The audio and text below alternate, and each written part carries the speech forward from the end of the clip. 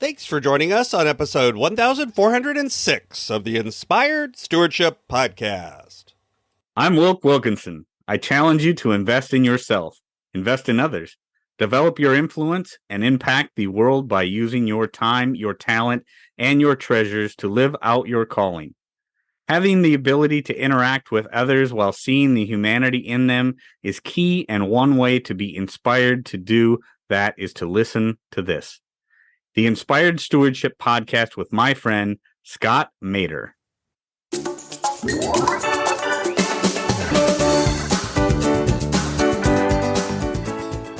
When we look at the world around us, Scott, I want everybody to think about, are we going to make it through this thing together? I want everybody to think about their legacy. Are we going to make it through this thing together? Because we've only got so much time together on this planet.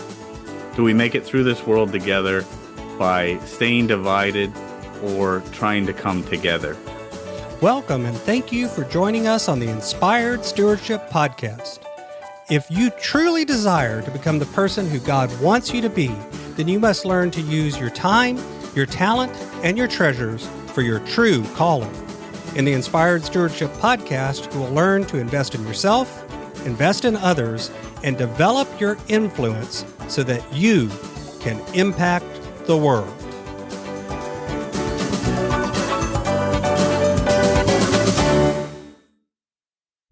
In today's podcast episode, I interview Wilk Wilkinson. I asked Wilk about why he tries to help people shift towards seeing the humanity in all people despite our differences. I also asked Wilk to share how his faith affects this view for him, and Wilk also shares why polarization is so prominent in today's society. I've got a new book coming out called Inspired Living, Assembling the Puzzle of Your Call by Mastering Your Time, Your Talent, and Your Treasures. You can find out more about it and sign up for getting more information over at inspiredstewardship.com, Inspired Living. That's inspiredstewardship.com, Inspired Living. Wilk Wilkinson is a husband, a father, a Christian conservative, and the host of the Derate the Hate podcast. He's been working from the age of 10 years old so that he might have things his parents could not, or for good reason, would not provide for him. He moved a lot growing up and was in far more schools through his K-12 years than he really needed to be. He was bullied incessantly through much of grade school and learned a lot from that experience, both good and bad. He's been able to overcome a lot of anger and animosity over the years and tries to share his experiences in a way that helps others do the same. His failures have been his most successful teachers. He's grown to become successful in his career, his marriage, and parenting in ways that he never would have imagined he could do as a younger person. Through his podcast, Derate the Hate, he attempts to share with others the tips and tools he's used trajectory of his life. Topics regularly include personal accountability, gratitude, how to be civil, mindset, and many more. He recognizes that being civil does not require that we force our opinions on others, demand like-mindedness, or hate those with whom we disagree, but simply to see the humanity in all people despite our differences, whatever those differences may be. Welcome to the show, Wilk. Thank you for having me, Scott. I appreciate it. Absolutely. It's great to talk to you. So I just shared your intro, and honestly, I'll call it out. Unlike some of the intros that I share, you actually put in some things and talk about some things that aren't necessarily all the quote good shiny stuff. I always laugh and tell people intros are like our Instagram pictures. They always show the good stuff and never the bad stuff. No one takes an Instagram picture with the dirty laundry in the background. We always frame it perfect. But you talked a little bit about growing up and having bullying and anger and these sorts of things as well. Can you unpack that a little bit more? What about your journey make you wanting to put out this message about derate the hate, about not looking for that humanity in other people as opposed to the differences?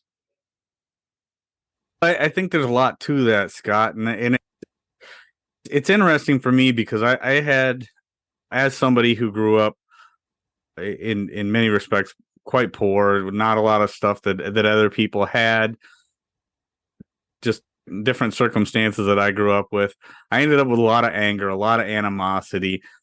and spending a lot of time as a young adult just mad. I would say that there was a lot of envy there, right? I would see the things that other people had and see the things that other people were doing and just wishing, oh, why couldn't my life have been different? Why couldn't I have those things, or why couldn't I be doing that? And yada, yada, right? And then that came along with a lot of the anger and animosity I had from other things in my past. And one of the things that I kept coming back to, Scott, all the time was personal accountability and gratitude. Being grateful for the things that I have instead of focusing on the things that I don't. And then the fact that personal accountability plays so much into so many of our lives that if we stop and just take that breather, sit back and look and say, hey, a lot of the reasons that I'm in the position that I'm in today is because of things that I have done or things that I chose not to do. The choices that I have made have largely brought me to the place where I am today. And when I started putting all those things together and realizing that, you know what, it's not all those things that I can't control that are going to affect the outcome of my life and really make me feel like I'm in control. If I focus on those things that are outside of my control, I'm going to constantly feel bad. I'm going to constantly feel like I can't win. But when I start to focus on those things of which I do have control over, and then start to control those things well, and then also be grateful for the things that I have instead of focusing on the things that I don't, life becomes infinitely better. So that's really what it comes down to, is how do we start to compartmentalize those things, focus on what we can control, live a life of gratitude, and life is going to be so much better for those and everybody around you, or for each of us as an individual and those people around you. So about how old were you when you started, quote, coming to that realization, for lack of a better word? Oh, man, I was a late bloomer in that camp. I don't know. Probably not as late as some, because some people haven't done it yet. Yeah, I can maybe. I've got to say I was in my 30s, Scott. I had inklings of it here and there, and then I would fall off that train and go back into the pity party or just being mad all the time kind of thing. But yeah, I would say I was definitely into my 30s before I really started to grasp that in a big way.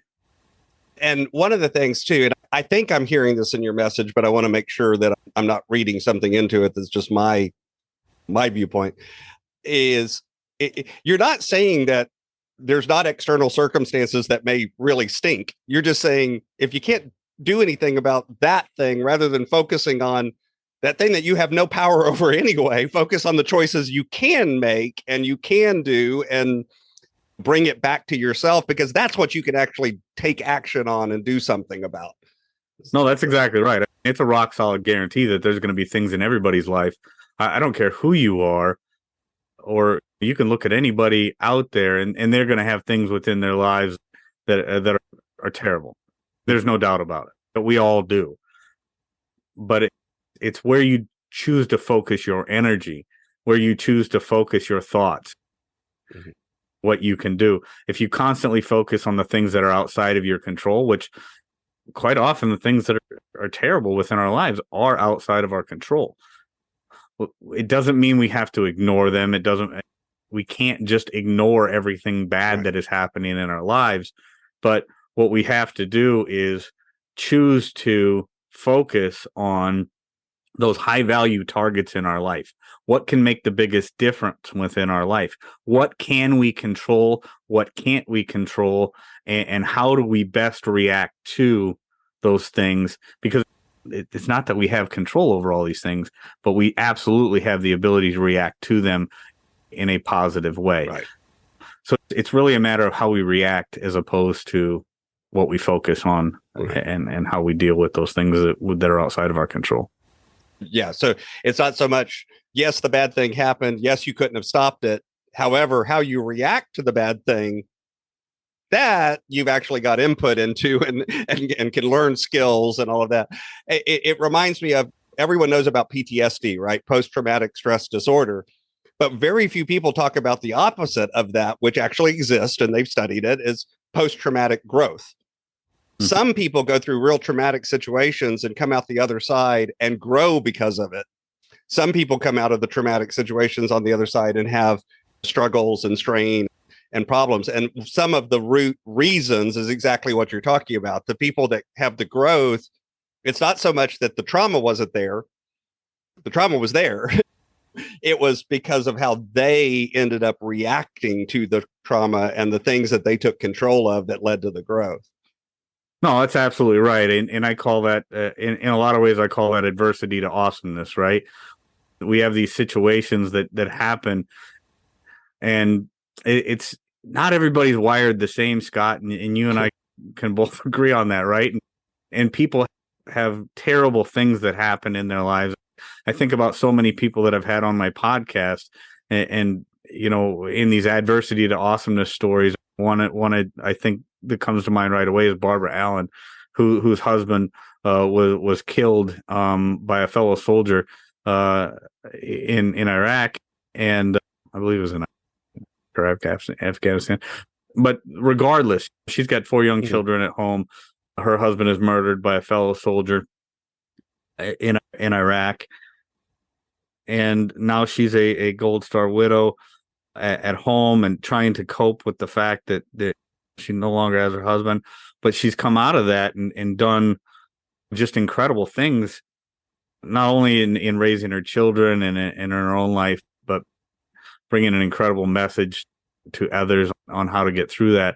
Or my friend Chris Singleton, whose mother was killed in the Mother Emanuel Church shooting by a white supremacist trying to start a race war. He's turned that around into just an unbelievable young man who has now devoted his life to going around speaking on behalf of victims and just an inspiration to all people. Adversity to awesomeness. There's so much in this world that's going to be outside of our control, things that we can't do anything about. It doesn't mean that there aren't going to be things in our lives that just absolutely suck, but how we react to them and what we can bring. So when you talk about post-traumatic growth, adversity to awesomeness, how can we take this situation that we've been placed in for whatever reason and learn from it and come out better on the other side, not ignoring the fact that did happen, but actually growing from it and taking that message to others and saying, how can we come out better? Yeah. And interestingly, the people that actually try to ignore that it happened usually end up with the post-traumatic stress disorder. Exactly. It's burying it, pushing it down in the inside. I don't know about you, but a lot of my anger that I had as a young man came from burying things that were going on in my life that were traumatic and trying to ignore them, because that's what we're taught, especially as guys. Stiff upper lip, suck it up, just right. Yeah. Yep. No, that's exactly right. That's a fantastic point, Scott, because I think too many people, they try to suppress what's happened. They try to bottle it in instead of working through it. And really, I don't care how tough you are, at some point you have to confront whatever it is that, whether it be hurt you, like I talk about being bullied as a child and the different things that came along with that and everything else. All that stuff has to be confronted at some point, because if you just keep it bottled up, if you keep it in and don't allow yourself to truly work through that, it's going to continue to cause problems in your life from now and through all time. My podcast too, we like to talk about people's faith journeys and the fact that a lot of folks have different journeys to where they're at today when it comes to their faith background. Let's talk a little bit about your faith journey and how that has intersected and affected this journey that you've been on towards the putting out the message that you put out. Yeah. when I talk about my faith journey and everything, gratitude is a huge thing, something that I talk about a lot. And gratitude, what am I grateful for? And how can other people expect you to be grateful for anything if you're not grateful for the things that you have? Obviously, in my world as a Christian, most of my gratitude, but when I think about gratitude, who am I grateful to? It was God that brought these things to me. And I think about the ebbs and flows, the ups and downs that I've had in my faith journey and my belief over the course of my life, Scott. And I can remember times when I was so devoted that I was trying to go to church all the time. I'm not the kind of person who goes to church all the time. In fact, I go very seldom, probably only a couple times a year at this point in my life. Other times, there are times when I was going every week, but I'm just, that's not what I ascribe my faith to. My faith is truly my relationship, my personal relationship with God and Jesus Christ and whatever. But then there's been other times in my life, Scott, where I've been so mad, so angry, so just had so much hate for the whole world and the fact that I was in it, that I'm like, if this is really all there is, just take me out now. I don't want to be here anymore. So I've had the ups and downs. I've fought that battle, that internal battle. But going back to what we were saying before, you've got to figure out what got me here. Why am I here? And am I really blaming the right entity, right? Mm-hmm. Blaming God for my troubles is not where I needed to be, because the fact is a lot of the problems that I was having in life were as a result of me. So right back to my personal accountability, it always goes full circle. Be grateful for the things that I have. Don't focus on the things that I don't.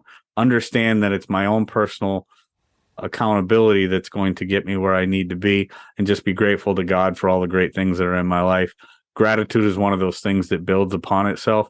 So is my faith in God, right? The more I believed in God, the more I put my faith in God that the right things are going to happen in life, the more that the more I start to see all the beauty that's around me in this world. And it really comes down to a matter of focus. And I hope all that made sense. I've never really tried to say that before. No, it does. And again, I deliberately ask people about faith journey as opposed to quote religion, because at least for me, church, the Bible, even it's not that those aren't the things that we should put on the highest pedestal. God is the thing that we should put on the highest pedestal. Those are tools and relationships and things. Not that they're bad. They can help you, but they're not the be all end all. I'm more curious about how did people arrive at the relationship that they're at today, with the realization that it's a journey and your relationship's probably going to be different in 10 years. Yep. Because you'll be a different person. Yeah, no, it is a journey. And like I said, it's for me, it's a personal relationship. That personal relationship stemmed in gratitude and the beauty and all things that are around me. And I just think that it is something that each individual needs to figure out. It's one of those things where, how do you want to feel, and how are you going to get there? In my mind, God and gratitude go hand in hand, and gratitude in my mind is the genesis of happiness.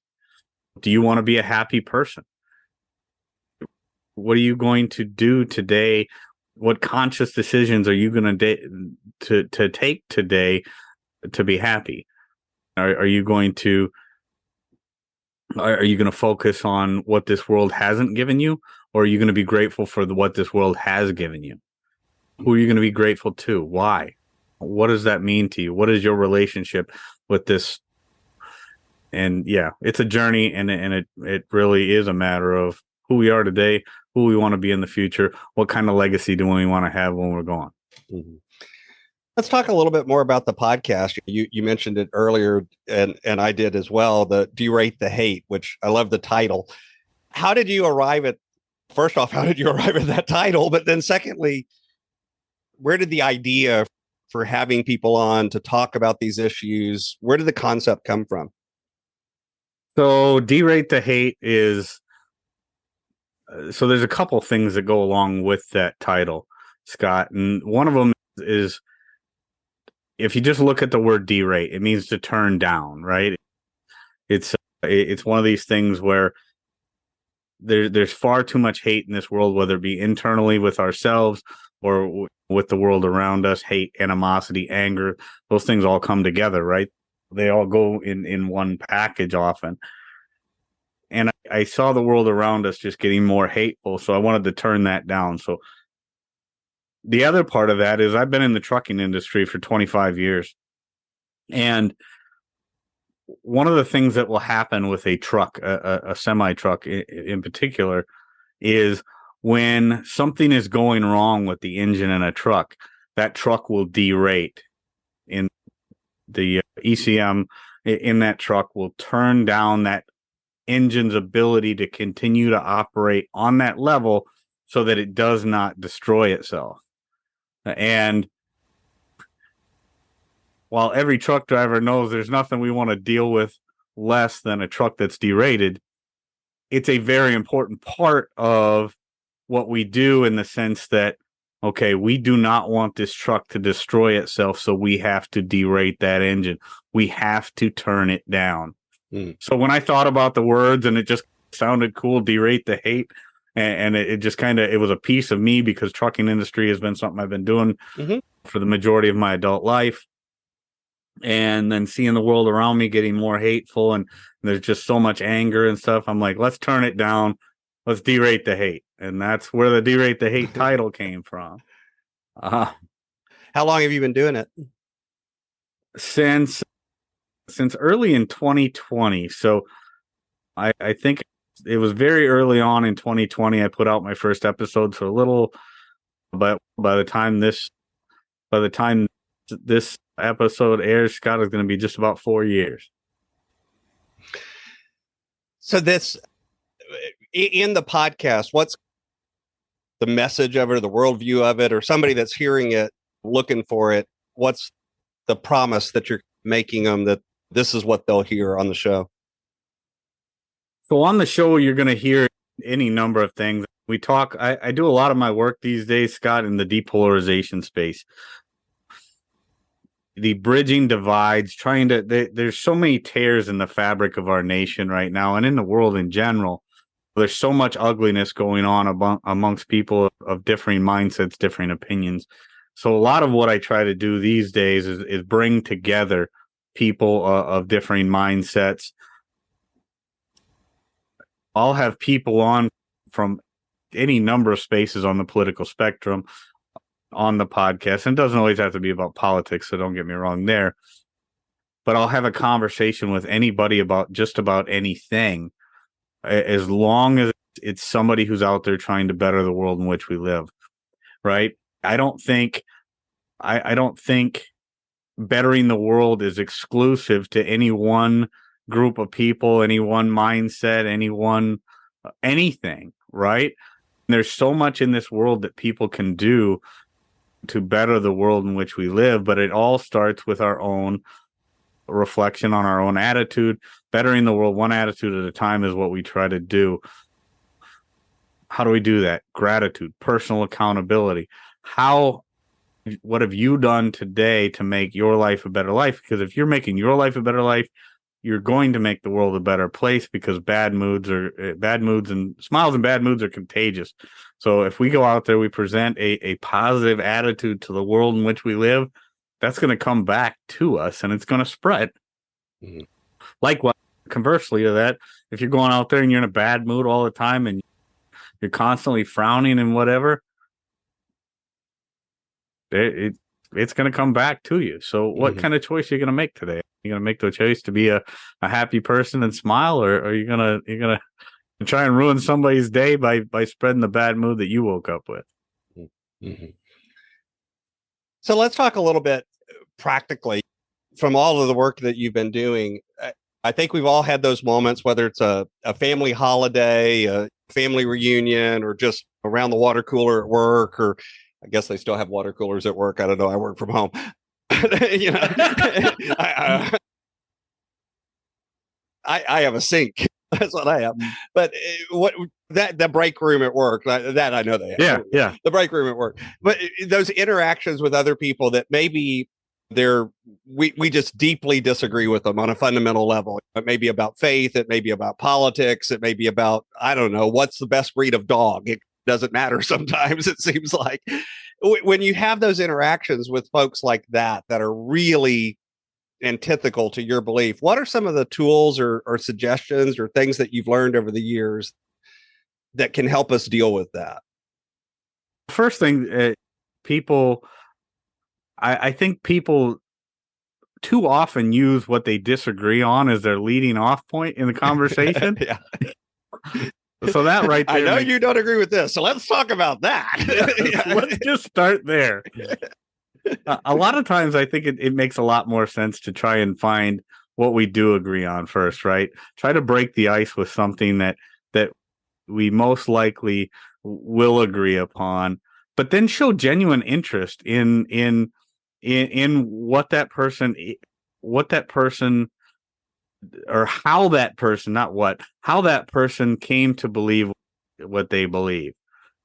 Try to start off by just being passionately personal in your conversation, in showing that person, I have a genuine interest in not what you believe, but how you came to a position to believe what you believe, how you got there. Because once that person knows that you, and this goes both ways, once that person knows that you don't care why or how they got to believe what they believe, they're probably not going to be listening to what you have to say anyway, right? If they know that your only intention in having that conversation is to attack their position, their ears are probably going to slam shut as well. So we have to show genuine interest. We have to try and figure out why and how that person believes. So ask them, how did we get here? Mm-hmm. How did you get to the position? Not why, because why is often a word that seems combative, right? Why do you think that? No. How is it that you believe this? Or how is it that you come to this position on this particular topic?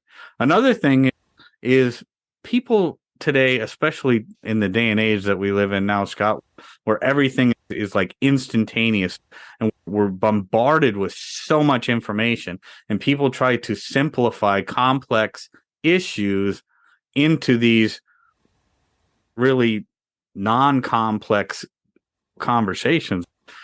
And so it's a lot of times is what you're saying really that simple, or do you think it could be far more complex than both of us are thinking, right? Some of these issues are so complex, but people are so used to trying to break it down into a 160 or 320 character, whatever it is, tweet or blurb on social media, that it really does complete injustice to the whole conversation in itself, when in actuality it's probably far more complex than either party understands. But now we have just said our little piece to try and make that person mad. The other thing is, why instantly go for the emotional reaction? Try to remove our emotions from it and say, okay, let's start from a platform of logic rather than emotions. Because once people allow their emotions to get in there and dictate how they're feeling, that's where things go wonky, go sideways, and people's brains go off, their emotions go up, and far less is going to be accomplished that way. So I think that's where I would go, is try to find the common ground, find the humanity in the person that you're speaking with, find out how they came to believe what they're believing, and then realize it's probably more complex, and we need to try and keep our emotions out of it and talk through things with logic. One thing I'll add to it's probably that complex thing is I think too, a lot of times we'll hear that somebody believes this. I just to pick something because they're a big supporter of small government. I literally just picked an issue out of the hat. But from that one thing that we learn about them, we ascribe to them, oh, that must mean that they're a diehard Trump supporter. They're this, they're that.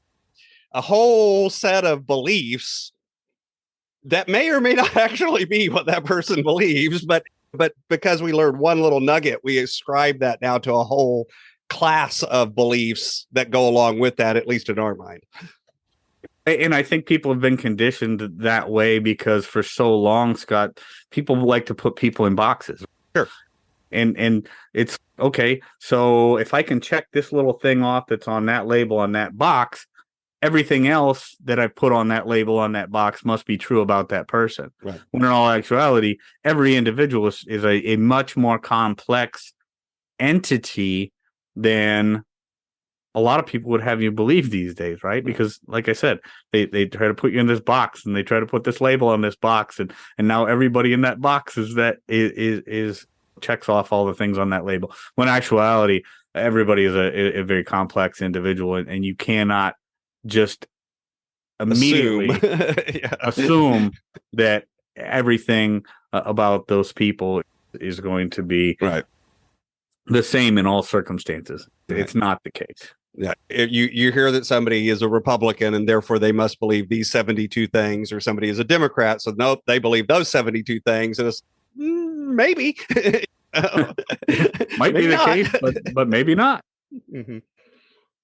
So a lot of it sounds like is just coming down to and you led with it. It's actually just being sincerely curious about other people, not judgmental. That's absolutely right. Absolutely right. Genuinely curious, passionately personal. How do we really get to know this person that we're conversing with and be genuinely curious?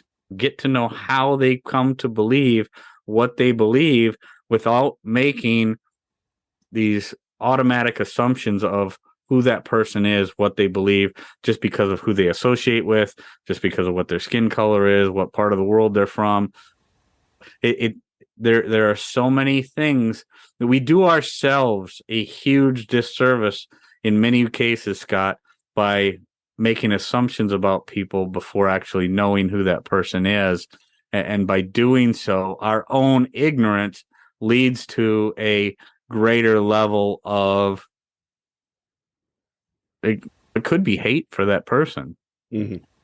So ignorance is one of the leading factors or leading causes of hate, because if we actually took the time to get to know the people that, whether we agree or disagree on everything or nothing, there's still a humanity in that other human being that we need to recognize.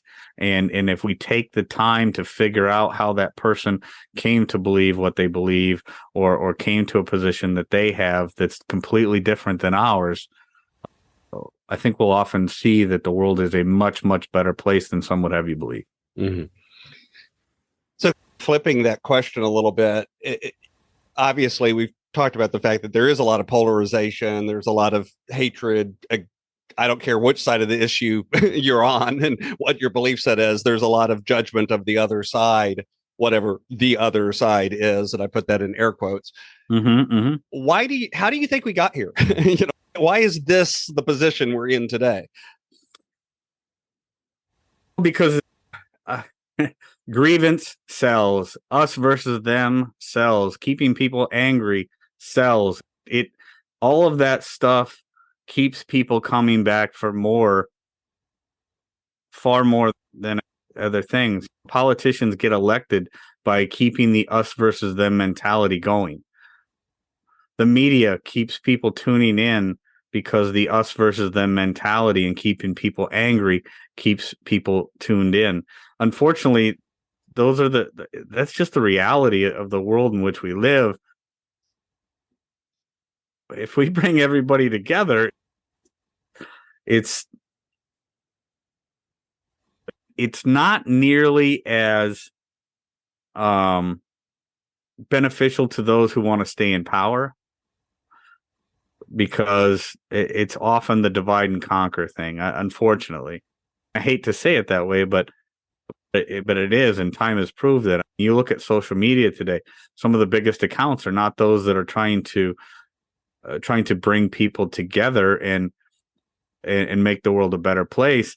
It's those that are inciting anger and stuff, and constantly either driving home this fog model, fear, outrage, and grievance. That it's those that have the biggest following. So it becomes a natural instinct for people who want, for lack of a better way to say it, fame and fortune, to use that fog model, that fear, outrage, and grievance model, than it is for people working in the depolarization space, right? Mm-hmm. That's how we got here, in my opinion. Is just that is what sells, and at the end of the day, people are trying to make. They're out for fame or fortune. They're out for fame, fortune, or power, and the model that at this point in human history that has worked more consistently than all others is fear, outrage, and grievance. How can we get people mad? How can we get people scared? How can we make people feel like a victim so that we can provide the solution that's going to take them to the next level? Right. It's an ugly cycle, but it's true. Right. And in some ways, it's easier. And what I mean by that is, think of it when you were describing how to actually sincerely talk to somebody that you disagree with, you had a lot of words to talk about that. But when you talk about how to get people riled up, it's 3 words. Well, yeah. That's easy. That's a low-hanging fruit, so to speak. Too. Yep. Yeah. No, that's exactly right. That's why social media has been. I think there's some very good things about social media, but sure. But yeah, it I think has been a net negative in the respect for humanity.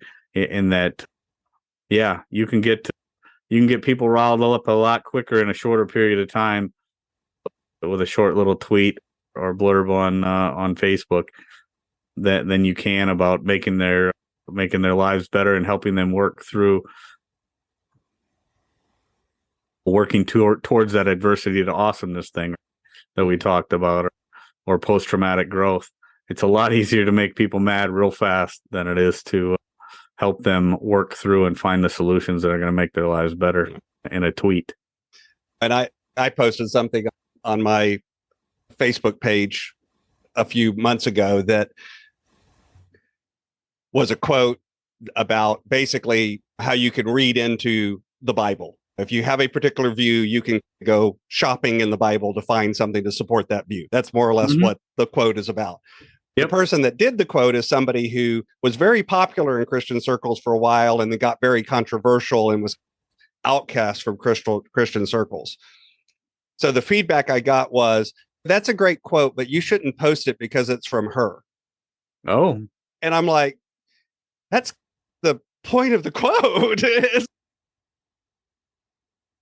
You're literally saying that I'm going to dismiss a good message because it comes from somebody I don't like. And I'm like, I agree with everything the person said. That wasn't the point of me posting that. But I do agree with this thing that they said. You know? Right. You know? Yeah. What's more important, the message or the person who said it? Yeah. Yeah. That's a very valid point right there. It was interesting to me that it was like, really, that's the feedback. That's the problem that you have with that message. That's interesting to me. It didn't surprise me, honestly. And I thought about it even before I posted it, that I'm like, given where that person has ended up, I'm probably going to get some negative feedback, but I'm still going to post it because I agree with the message here. So let me post it. You know. So I've got a few questions that I like to ask all of my guests, but before I go there, is there anything else about the podcast or the work that you've been doing that you'd like to share with the listener? polarization is one of those things. And as my friend John Wood Jr. says, polarization is the one problem that ensures either or all other problems won't be solved. So when we look at the world around us, Scott, I want everybody to think about, are we going to make it through this thing together? I want everybody to think about their legacy. Are we going to make it through this thing together? Because we've only got so much time together on this planet. Do we make it through this world together by staying divided or trying to come together? And I don't mean in some big kumbaya moment where everybody's, oh yeah, we are the world. We have to recognize our differences and understand that our differences are good, but they're not a reason to keep us separated. So I just encourage everybody, when you're thinking about the things in this world that you and your neighbor don't agree on, or you and that person in the break room at work, like you talked about earlier, maybe vehemently disagree on.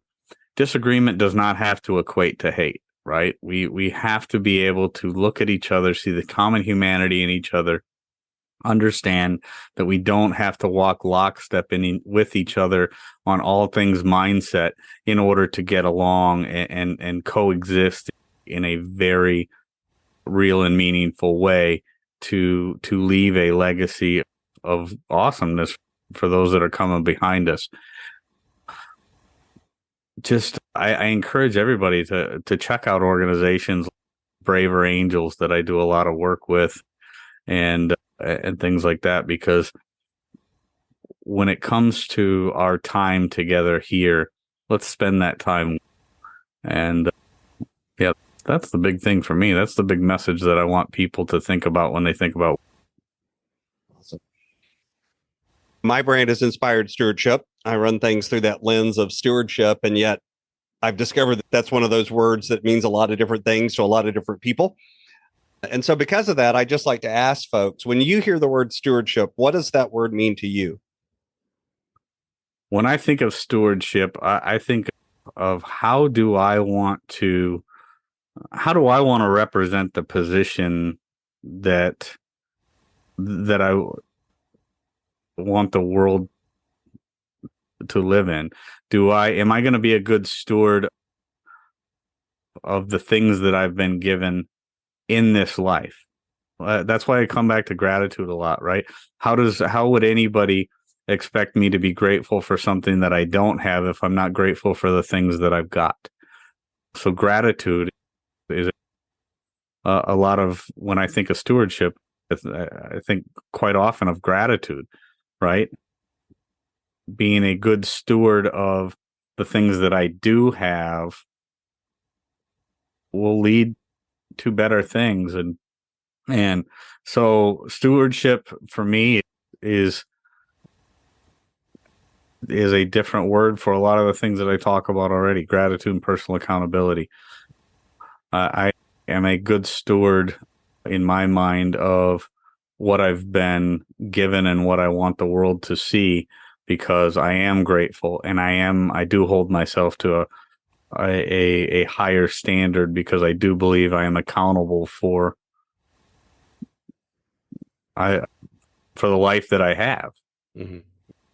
That's when I think of stewardship. So this is my favorite question that I like to ask everybody.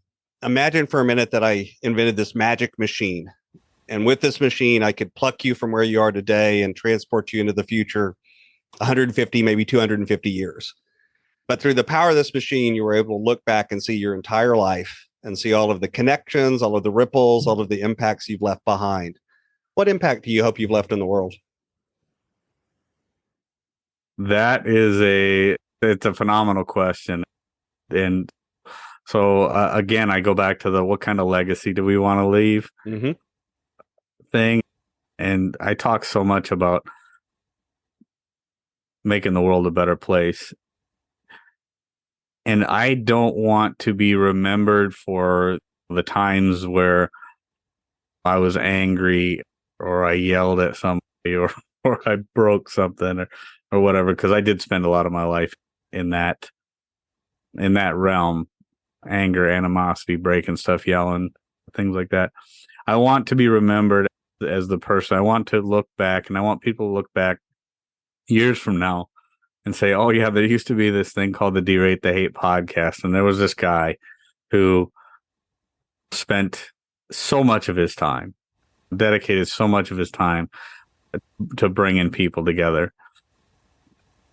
And because, again, we've got only so much time on this rock together, Scott, and those people who put all of their effort into dividing us and making people angry, that's not a legacy that I want ever to be associated with my name.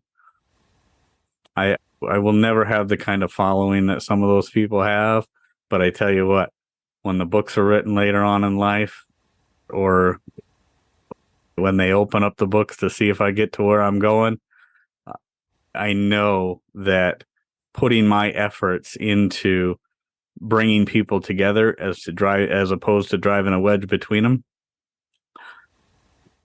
I think it puts me in the right column. So I like that idea a lot better. So what's on the roadmap? What's coming next for you as we continue into 2024?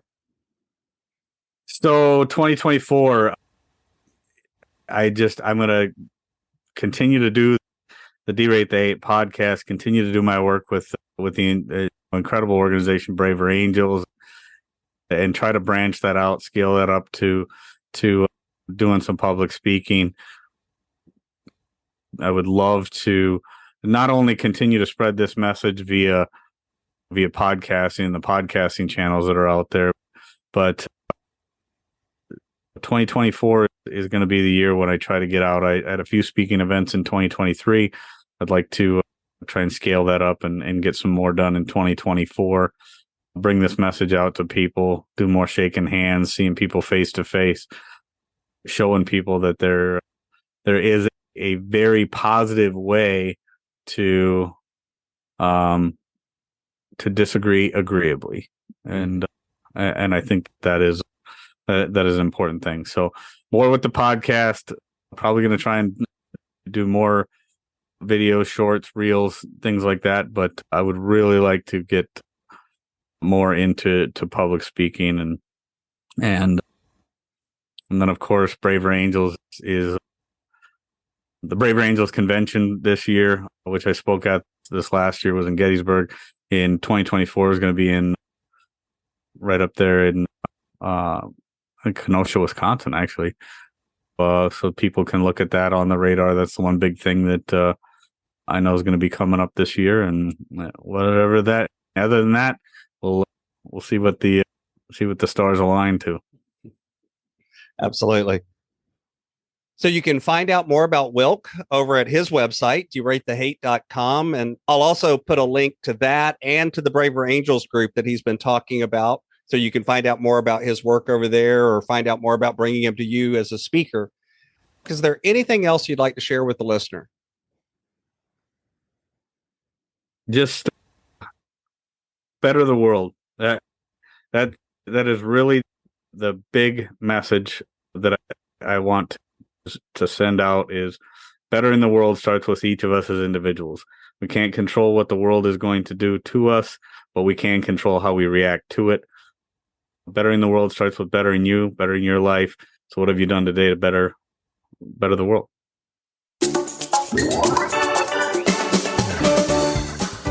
Thanks so much for listening to the Inspired Stewardship podcast. As a subscriber and listener, we challenge you to not just sit back and passively listen, but act on what you've heard and find a way to live your calling. If you enjoyed this episode, please do us a favor. Go over to inspiredstewardship.com/iTunes rate, all one word, iTunes rate. It'll take you through how to leave a rating and review, and how to make sure you're subscribed to the podcast so that you can get every episode as it comes out in your feed. Until next time, invest your time, your talent, and your treasures. Develop your influence and impact the world.